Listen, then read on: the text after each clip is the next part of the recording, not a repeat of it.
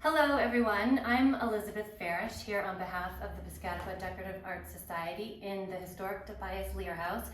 Peter Michaud, of course, is our cameraman as usual. I'm here with master carpenter John Schnitzler, who created this masterpiece, and the owner of the house, Mr. Stephen Foster, who will tell us a bit about the finishes, the furniture, and the artwork that he's collected. Thank you, gentlemen. Well, let me start here in the hallway because there are a couple of interesting pieces and it's sort of illustrative of what we've tried to do here. I mean, the idea with the house was to aim for what the house was in 1760 and to furnish it mostly with antiques, but not entirely or slavishly.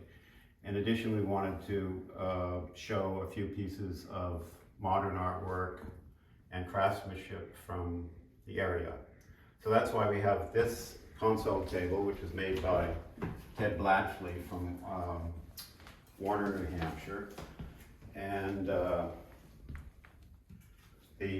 sculpture here is by Lincoln Perry, who's living in Maine now, and has been a painter most of his life, but has taken up sculpture in a big way in his 70s. And these two photographs are, I don't know exactly how to describe it, composite photographs are by Doug Prince, who is a Portsmouth resident. And these two pieces and some others in the house were purchased through the George Marshall Store Gallery, which was run for 30 years by Mary Harding, who helped us hang everything in the house very recently. And here, this is an entirely appropriate piece for this house, a 1770 perhaps, Rhode Island small chest. And these two chairs are part of a set of 6 that I'm told after I bought them are made of American walnut, but probably made in England. And they have a brown, very dark brown leather covering that we put on it because Tobias Lear III had in his inventory 10 black bottom chairs. So this would be this sort of looks back to that. And the date on those is probably 1750 or so. So it's a mix here, as it is in a lot of the house, of older pieces and some more modern touches. Can you tell us how the paint color was chosen and the paper and maybe even the floor cloth? Yes, I can. The paint color was all determined by paint analysis right at the beginning of the project. And if you have anything you don't like about any of the paint on the woodwork, you can take it up with Mrs. Lear or Mr. Lear from 1760 or so, because we used the colors that were found, the earliest paint color in each room, and all of the earliest colors were from the 1760s. So that was a given.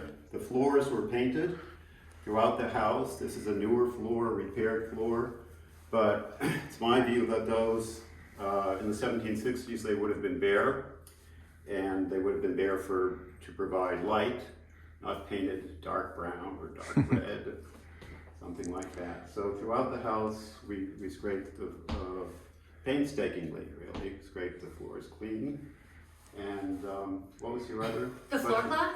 Floor cloth is from a modified design from John Carwitham, I think is how you pronounce it. It was an English designer in the 1740s, and it was made by some folks in Virginia with a slight modification of color and design to fit here. It works well with the paper and the paint color. Well, we thought heads might explode with the floor cloth and the wallpaper, but apparently everyone's keeping the lid on so They far. still might, yeah. It looks fantastic. It really does. Good. Should we go into the parlor? Yes.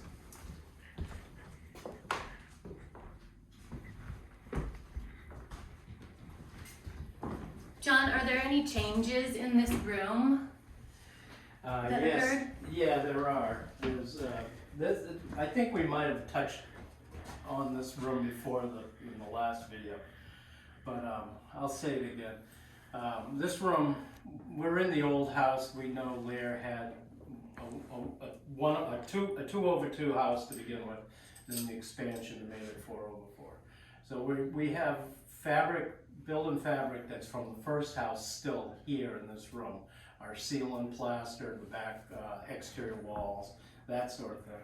And then we have what we're seeing today, a lot of the 1760s woodwork, which is the crown and this mantelpiece and the moldings and the door entries. So that's all from the 60s.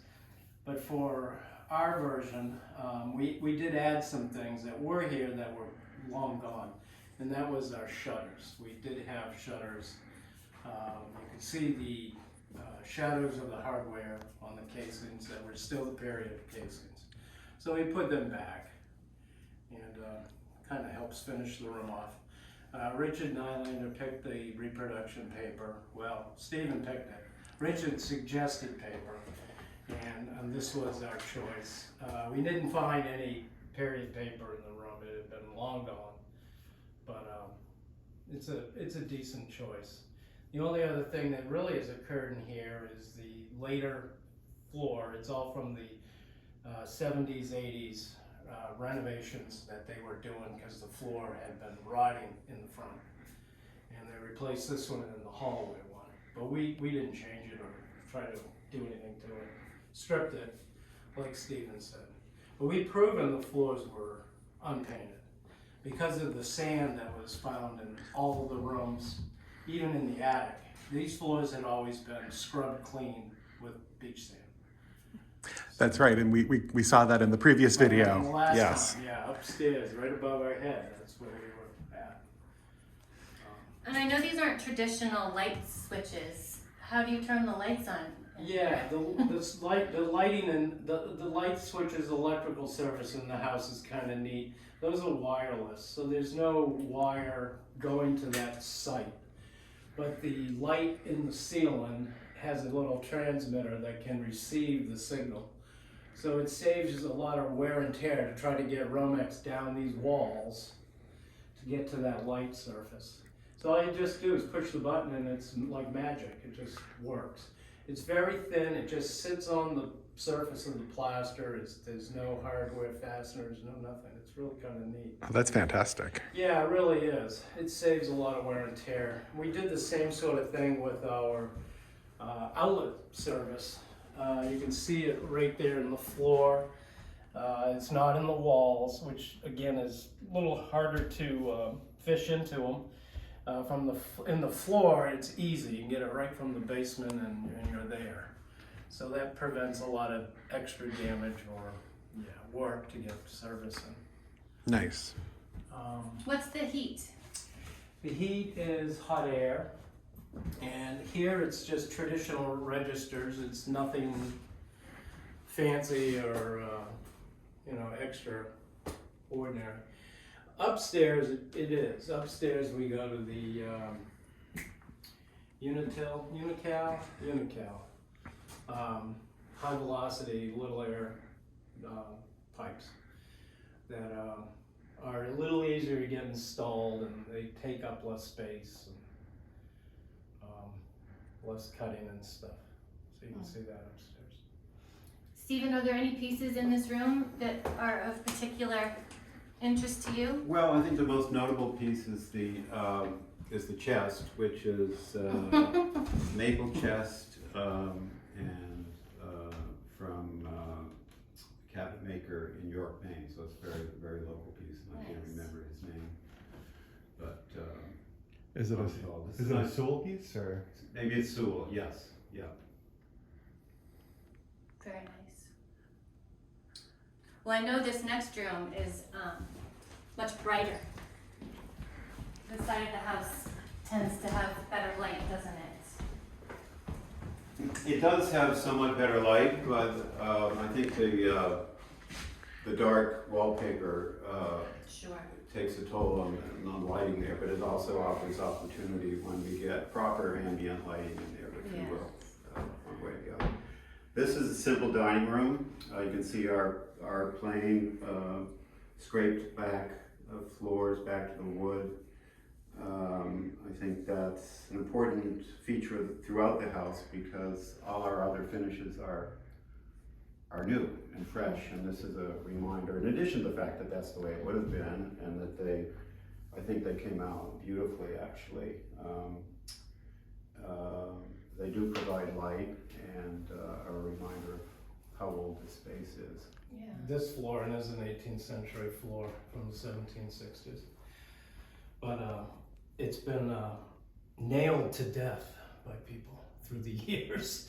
You can see all the spikes and mud and wire nails and cut nails, and there's even the 18th century floor nails still alongside, so it's been nailed to death. It was getting, I believe, loose. It's even got new joists under it, but they didn't take the floor up to do that. They did it all from the basement up. So that was kind of neat. And the wallpaper choice here is also from the Sayward House, is it? Yep. In York. Yeah. So that was, again, all the wallpapers are from the period 1760, 1780. But this one is a more local choice. It's interesting that this beige paneling also has the red The red baseboard. baseboard, Yeah. Good paint analysis analysis did all of like that. Yep. The baseboard is just for an old age tidbit. The main baseboard, the flat baseboard, the first one, that's the 1730 baseboard. And then the secondary baseboard, excuse me, with the OG molding, that's a 1760s baseboard. Did they just They tack just on? added over. Huh. Yes, it's really neat. We had to remove that secondary baseboard on that east wall right there for repair reasons. And the 1730s paint was behind it. And we figured that that was the only paint in the 1730s house. Because we had opportunities to look around in other places and none of the post casings were painted. Huh. The floors weren't painted, it's just the baseboard. Just the baseboard. And it was still that red. Or a version Wow. of that red. Interesting. It's kind of- This shelf, this little streak of blue, was that also analyzed, or was that just personal? That was a personal choice. That's a There personal he choice, but it was a There he personal choice also for the back of the cabinet. Yeah. But it's inspired by the Prussian blue, which was found in the Which landing. was analyzed. Which Yeah. is the Ah. original coat of paint. And the color we liked a whole lot. So it's even Yeah, it's appropriate to beautiful. put it there. We did paint analysis on every room, lots of features, but not absolutely everything. Or we would still Pretty- have pretty today, thorough. like, analysis. So, and I don't think anyone's going to fault you on not being accurate enough. I hope not, Peter. So we head into the kitchen. Sure.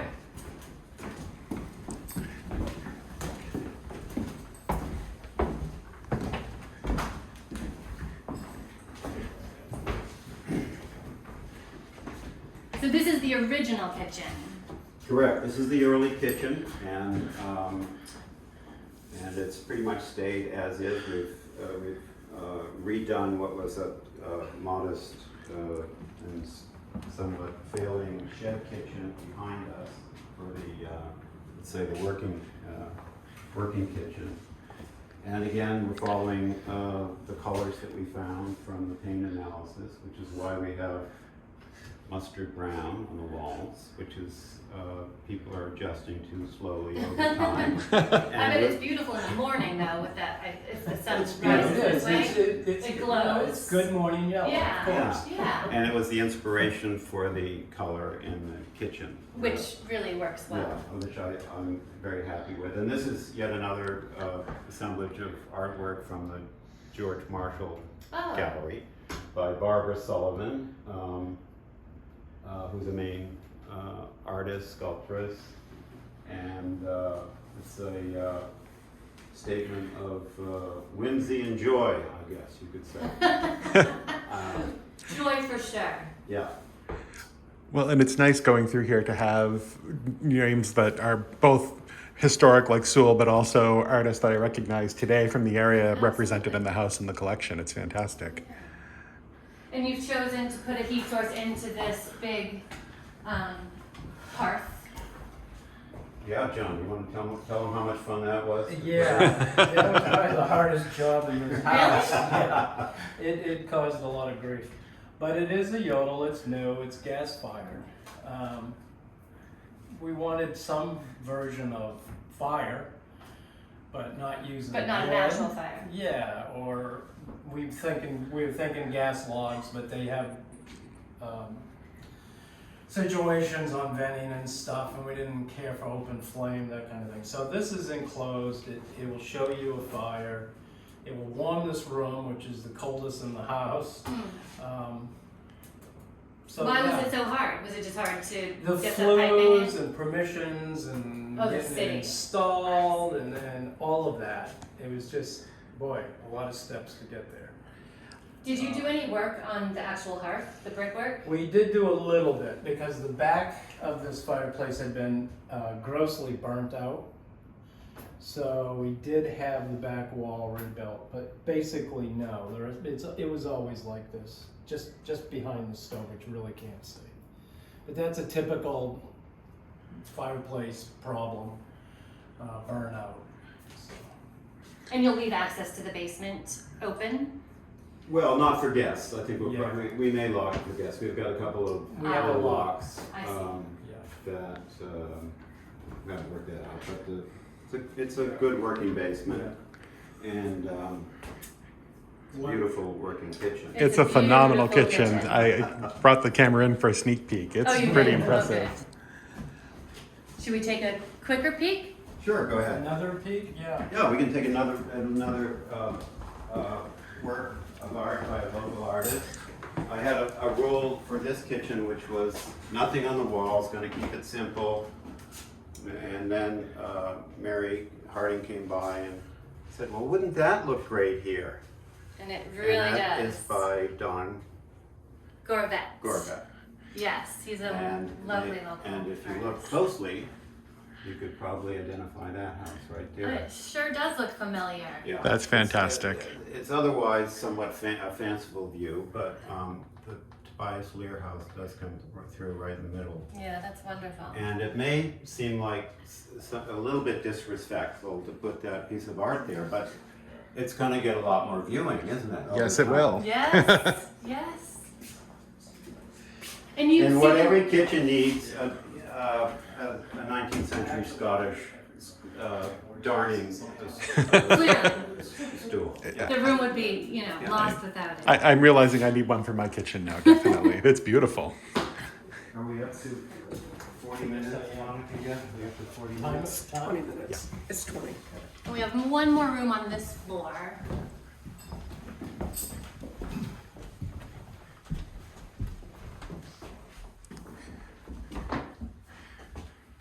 And what will you call this room? Well, I was going to call it the map room because we've got 4 maps here, 2 American maps, a Spanish map of Portsmouth Harbor Oh. from 1810, and a Spanish map of the northern Spain, which was a trading A trade spot route. Oh. for Portsmouth, not Huh. as much as the Caribbean, but and I have lots of connections and background in Spain, so that was kind of a sentimental choice. And this is a beautiful floor that was put in. It doesn't look like it went in 1970, but it's a new floor. And some wider boards here, John. I don't know Yeah. why. Yeah, it's done definitely by a different hand. The nails are different, the pattern's different, the board types are different. And they raised this floor and they leveled it. That's why we have the little step in the hallway. The whole back end of the house is sunk about 3 inches, pivoted this way.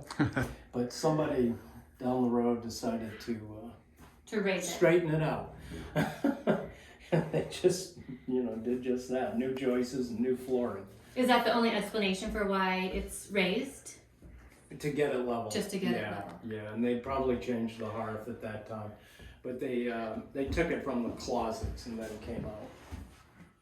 So Stephen's going into our Oh, downstairs bathroom. fantastic. You can see to the door on the right, that's now become a dummy door. It used to be a pass-through with a little closet. And now it's just set. And now it's just set, yeah. So this could in another life be a third bedroom, it could be the innkeeper's room, could be, Oh, that'd be nice. it's a utility room, or and a powder room, And a powder room. yeah, for downstairs use, yeah. We needed to make decisions on bathrooms, where's the best place to go without the biggest loss of any space or anything. And that was a perfect place for a small downstairs bathroom, and it's tied to the ones above. So the room upstairs was the room we decided to create the 2 bathrooms in. But it's not a loss of the room at all, it's all still there. We basically put walls up around the room and hid it. Some features are still exposed in the bathrooms, you'll see upstairs later. And this house is under easements held by Historic New England. Yes, it is. So they Yeah. will, like, Yeah. your efforts on, We gave them our plan, they approved it. It was a good plan. Yeah. You can tell. It works. So what I think we'll do is we will do this in 2 series. So this will end series 1, and then we'll provide a second video looking at the second floor of the house after this one's posted. So thank you for joining us, and thank you for giving us the tour of the first floor, and we look forward to the tour of the second.